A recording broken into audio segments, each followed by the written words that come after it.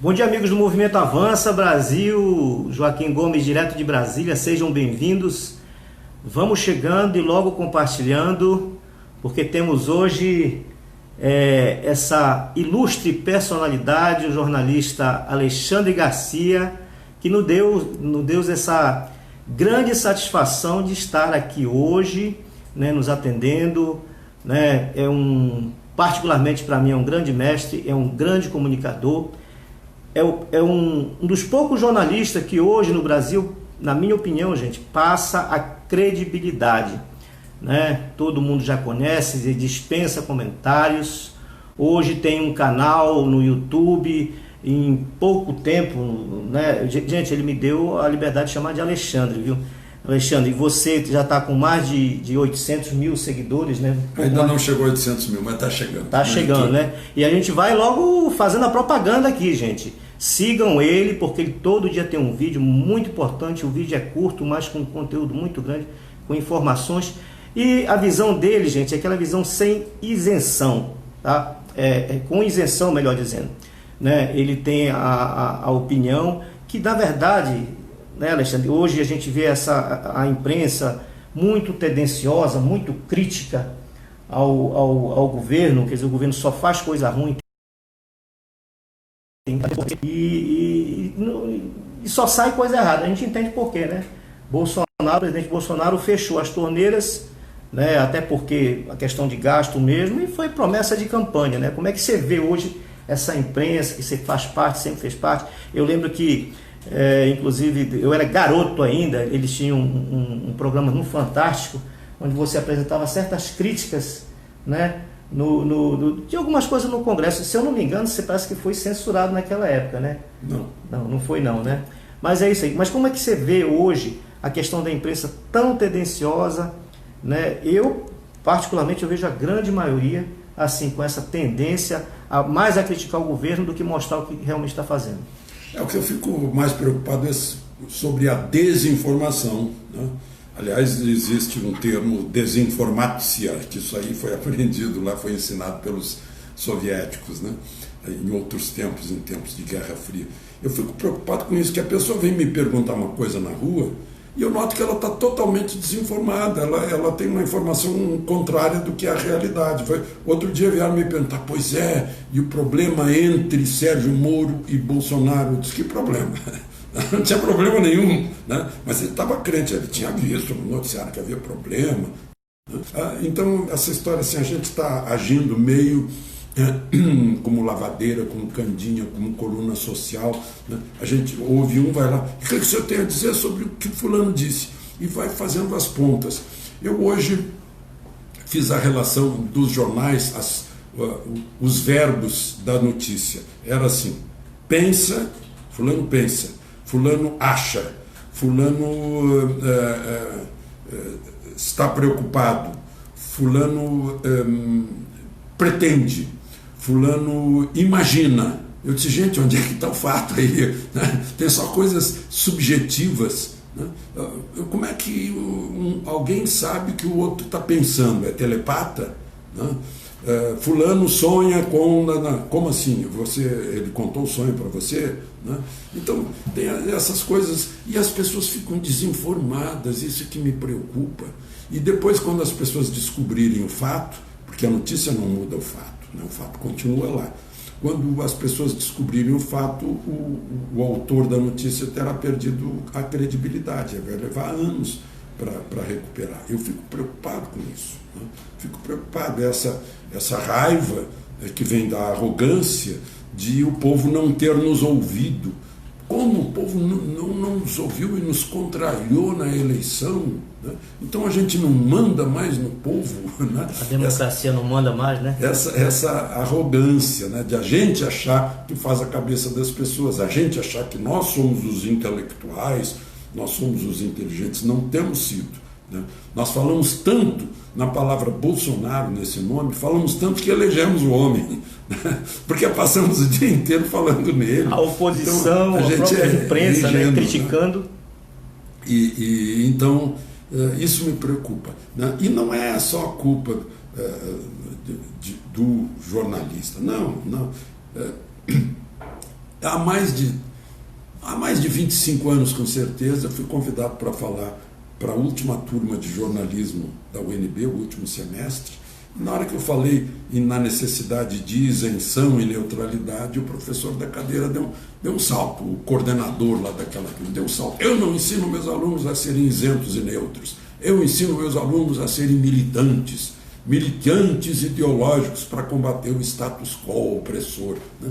Então, o sujeito sai de lá não para fazer jornalismo, mas para fazer militância, se não é um rebelde, né? Se ele é um cordeirinho, ele vai fazer isso. Se é um rebelde, não. Diz, não, peraí, que história é essa? Né? Que está acontecendo? Né? Eu sou um escravo do fato, eu tenho que transmitir o fato. Se eu quiser ajudar o fato, eu deformo o fato à minha moda, né? Então, infelizmente, é isso que está acontecendo. A gente está perdendo credibilidade, os meios tradicionais, pelo menos, né? Estão caindo tiragens, caindo audiência, né? E a gente não percebeu isso, né? Não percebeu que, se a gente puxar o país para baixo, a gente está fazendo com que tenha menos emprego, que tenha menos faturamento, que haja menos riqueza circulando, e a gente está afundando junto com o navio, a gente não percebe isso. Por isso que eu disse, a gente é muito ingênuo, não está percebendo que uma coisa é um sujeito como o Luciano Hang, que sai com... Ele é um empresário que descobriu, né? Não precisa descobrir, é só olhar a história do Brasil, que o Brasil teve um milagre econômico por causa do otimismo e do entusiasmo, não foi por causa do ministro Delfim ou do presidente Médici, não. Foi por causa do entusiasmo do país, dos empresários, das pessoas, de todo mundo. E o pessimismo é o antagônico do otimismo e do entusiasmo. Se a gente está inoculando na nação o germe do pessimismo, nós vamos afundar e vamos todos juntos. Infelizmente, eu peço até que vocês compartilhem, gente, essa live, porque são pouquíssimas pessoas que têm a oportunidade de ver a opinião que está sendo dada aqui, né? A grande mídia, digamos assim, ela vem só batendo e puxando esse pessimismo. O Brasil tem tudo para dar certo. O Brasil, eu até brinco, Alexandre, que se tivesse a colonização certa, hoje seria uma potência maior que a dos Estados Unidos, né? Mas, infelizmente, vem sendo saqueado. Eu acho que não é uma questão de colonização, não. Eu acho que nós formamos aqui uma etnia, digamos assim, uma bela mistura de africanos, portugueses, europeus em geral, índios, né? Somos uma nação risonha, uma nação otimista, uma nação que anda de braços abertos com todo mundo. Recebe muito bem, né? Tanto que não sofremos terrorismo aqui. Países europeus são atacados como inimigos, nós não. Nós recebemos muito bem todo mundo, né? Então convivemos muito bem, sobretudo convivemos bem conosco, né?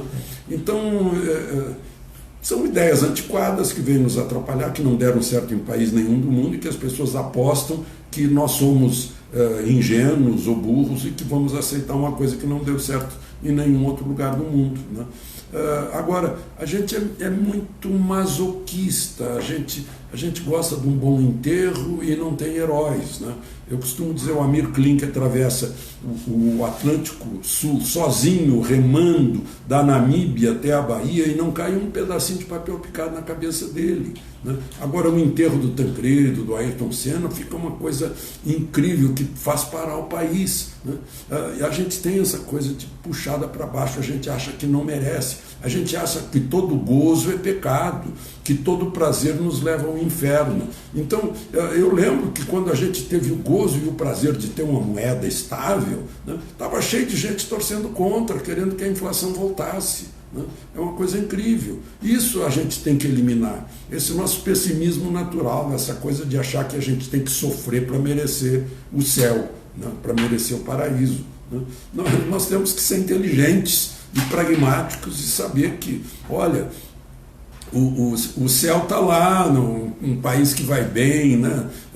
Finlândia, Suécia, Dinamarca, os americanos que foram colonizados na mesma época são a primeira potência do mundo, né? Os chineses tentaram impor aos chineses o comunismo, não deu certo, os chineses estão saindo disso, estão num capitalismo exagerado, né? Os japoneses e os alemães foram destruídos na Segunda Guerra Mundial e por força da família e dos princípios, né? E da união, são grandes potências do mundo hoje, né? Singapura era um pântano cheio de mosquito, de repente um governante decidiu, não, isso aqui vai ser o lugar onde as leis vão ser cumpridas e os compromissos vão ser cumpridos. E está aí Singapura lá em cima dos índices de desenvolvimento humano. Educação, né? Educação em primeiro lugar. Em tudo, né? Mas a educação começa em casa, é bom lembrar. Nada dessa história de transferir para o professor a educação do filho. Não, é educação em casa. Lá na escola eu ensino. Lá na escola vão aprender as ciências, a matemática, as exatas, né? A história, a geografia, línguas, o português principalmente, que é a nossa língua. Mas em casa são os princípios de respeito às leis, respeito aos mais velhos, respeito aos nossos costumes herdados de nossos antepassados, né? De respeito aos outros, né? De respeito à verdade. Isso a gente aprende em casa. Respeito à história, né? Tem muita gente que ataca a história como se a história ainda tivesse hoje aqui presente, né? A questão do, mas isso é uma questão marxista. Questão do negro, né? É justamente uma questão marxista, refazer a história, moldar a história, né? Conseguem moldar o passado. Imagina o que passou. Como disse o então ministro Pedro Malan, aqui no Brasil até o passado é incerto, né? Porque a gente não sabe se vão mudar esse passado ou não vão. A gente vê nas escolas mudando, né? Eu vou fazer palestra entre jovens e os jovens me fazem perguntas de coisas que nunca aconteceram, em que eu testemunhei, né? Eu digo, mas quem é que contou isso? Não é um professor de história, mas que coisa.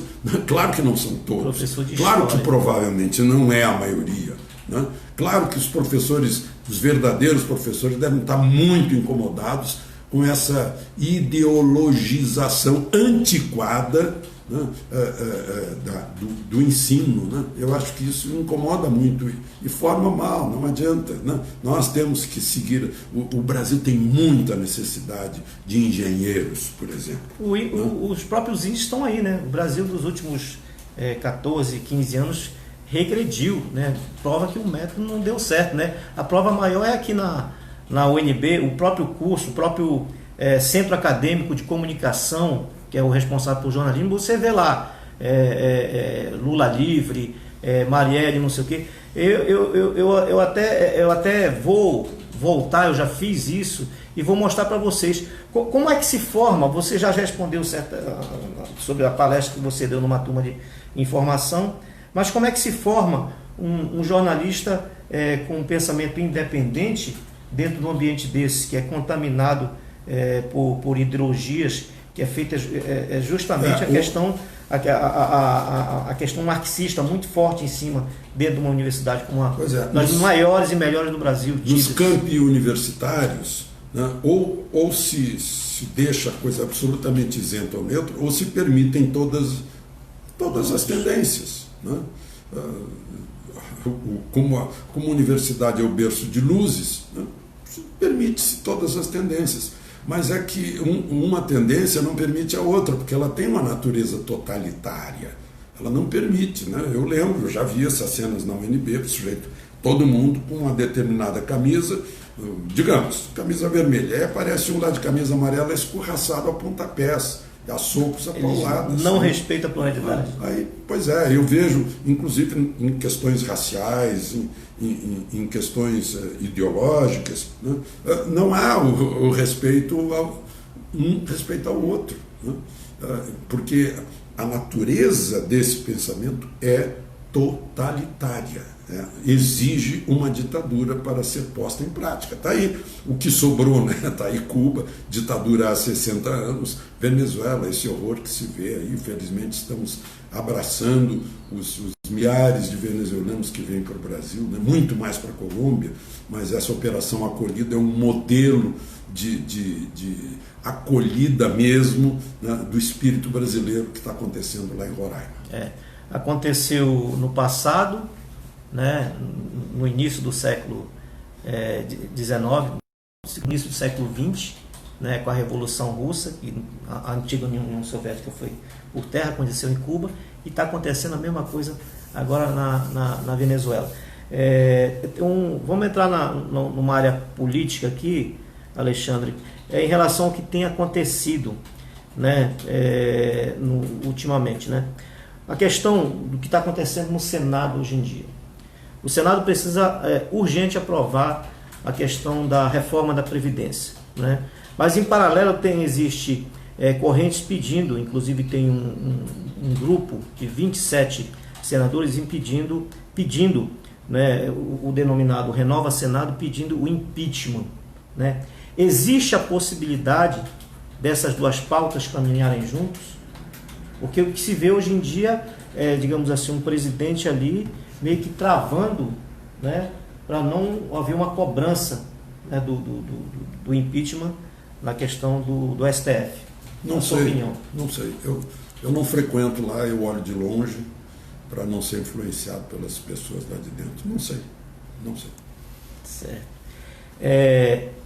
Tem uma outra pergunta que é meio parecida. CPI ou impeachment, na sua opinião, dos ministros do Supremo? É uma coisa tão institucional, tão grave, tão profunda, que eu não formei opinião.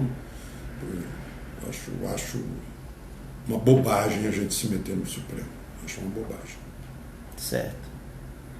Bom, vamos colocar, tem algumas pessoas fazendo aqui uma pergunta, né? A dona Grace faz um comentário aqui, né? O povo tinha que deixar de ser partidário e começar a se unir pelo Brasil. Bom, isso é óbvio, né? Quando fui presidente do centro acadêmico, no meu primeiro dia, eu botei a bandeira brasileira na parede e disse: olha, gente, isso foi em 1969. Esse é o nosso partido, esse é o nosso único partido. Né? É o Brasil. Eu, por exemplo, eu como sou jornalista, eu não tenho nem partido, nem time de futebol. Eu não posso tomar partido de algum lado, sendo que as pessoas que me ouvem, que me seguem, que me leem, né, que me veem, elas têm partidos. Então, eu não posso entrar nessa. Né? Eu acho que o grande partido mesmo chama-se Brasil. Né? Verde e amarelo. E nós temos que torcer. Essa é a terra em que vivemos, né? E que, se a terra for mal, nós vamos mal. Né? Porque nós somos o Brasil. Foi bom você ter perguntado isso, que eu vinha pensando uma coisa. Tem muitas pessoas que, conseguindo, ou até não, né? Tem gente que vende tudo que tem aqui, o carro, e resolve. Tem uma onda indo muita gente para Portugal. Eu acredito que você já trabalhou o suficiente, já conseguiu juntar alguma coisa, né? E continua aqui no Brasil, né? Por quê? Né? Você continua aqui e parece que esse trabalho, apesar dos quase 80 anos, né? E esse trabalho incansável ainda. Eu estou me divertindo, trabalhando, o trabalho me diverte. É isso aí, aquele que dizem, né? E se você gosta do que faz, não precisa nem de feriado, nem de férias, nem de... Isso na verdade, não me ocupa. Né? Evita que eu tenha maus pensamentos. Né? Eu aprendi lá nas aulas de catequese, olha, o ócio é a mãe de todos os vícios. Eu não estou ocioso, aliás, cada minuto das minhas 24 horas é muito bem ocupado. Dona Agna Ferreira manda um bom dia aqui. Gente, a grande maioria aqui, eu acho que a maioria ainda não vi ninguém falando aqui mal do Alexandre Garcia, né? Espero que vocês vão lá e curtam o canal dele, porque eu vejo todos os dias para me informar, né? Dona Luceni Cascardo, gente, coloca só a sigla do estado, que eu gosto de sempre saber onde é que vocês estão falando. É muita gente puxando para baixo, uma vibe negativa enorme. E se deixar isso, contamina. E não queremos esta contaminação, não é isso? É só fazer o seguinte, não dá bola para quem está puxando para baixo. Não liga. Eu vejo colegas meus que ficam irritados e que repetem o que o sujeito disse. Ontem eu tenho um colega genial, né, que é muito bom, é muito inteligente, e ontem ele foi criticar um escritor e articulista conhecido, e repetiu as frases que o sujeito disse. as asnices que o sujeito disse, ele repetiu, ou seja, ele endossou, né? Ele fez com que as pessoas que não tinham visto fossem ler a frase. Então, fica reverberando esse essa coisa negativa. Ignorava. Não incomoda. Determinadas pessoas ficam reclamando de alguns canais, né? Eu costumo dizer para as pessoas, digo, gente, quando você compra televisão, vem um objetado chamado controle remoto. Você não precisa mais lá e trocar o canal. É só mudar o canal. Você que manda na porta de entrada da sua casa. Vamos pensar nisso. Quem você está deixando entrar na sua casa? É isso. Dona Cátia Santos fala, Deus abençoe muitíssimos. Né? Tem Dona Ellen, gratidão. Bom, gente, pode falar. Ellen deve ser de São Paulo? Ellen. Mas São Paulo é que, em vez de obrigado, estão dizendo gratidão. Gratidão, é isso aí. Ó, tem gente aqui do Rio Grande do Norte, seu Gustavo. Rio Grande do Norte, lugar onde chegou Cabral para descobrir o Brasil, lá em Touros. Isso. Vocês têm que explorar mais isso, a história do Brasil, que precisa ser mais bem remexida. Os americanos mudaram 10 vezes o lugar de chegada do Colombo. Nós temos medo de investigar a história do Brasil para saber mesmo se foi Porto Seguro, se foi outro lugar como Touros, por exemplo. Se foi Cabral que veio, se Cabral veio. Foi Cabral que veio e plantou Marcos, chantou Marcos, né, a mando do rei Dom Manuel. A dona Regina de Poços de Caldas, Alexandre Garcia, é ótimo, gosto, não curte o canal dele lá. O YouTube já está dando alguma graninha assim? Alguma coisa? Dá. Pois eles põem propaganda. Gente, né? ele saiu daquela grande emissora, gente. A gente tem que ajudar ele, até porque para ele manter, né? Anderson... Não é questão de grana, não. Eu quero que vocês me acompanhem porque querem ser bem informados.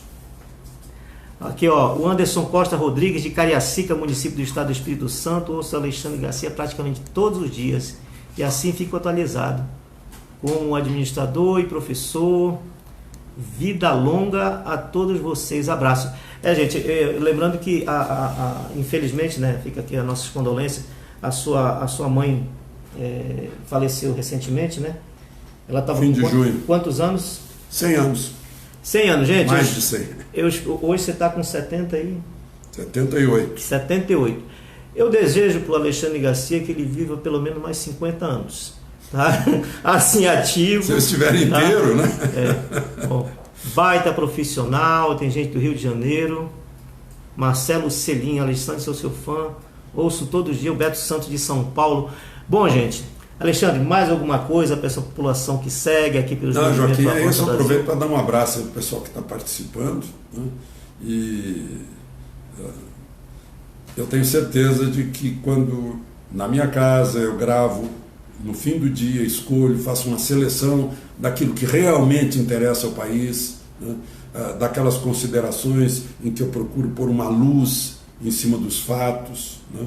Agora mesmo eu estava lendo um discurso que a Procuradora-Geral Raquel Dodge fez no Supremo, e ela toda preocupada com a democracia. Então, ela precisaria dizer por quê, onde preocupa, porque quando a gente diz eu estou preocupado com a minha segurança, é porque eu tenho alguma falha na minha segurança. Ela falou nessas preocupações com a democracia, eu gostaria de saber, né?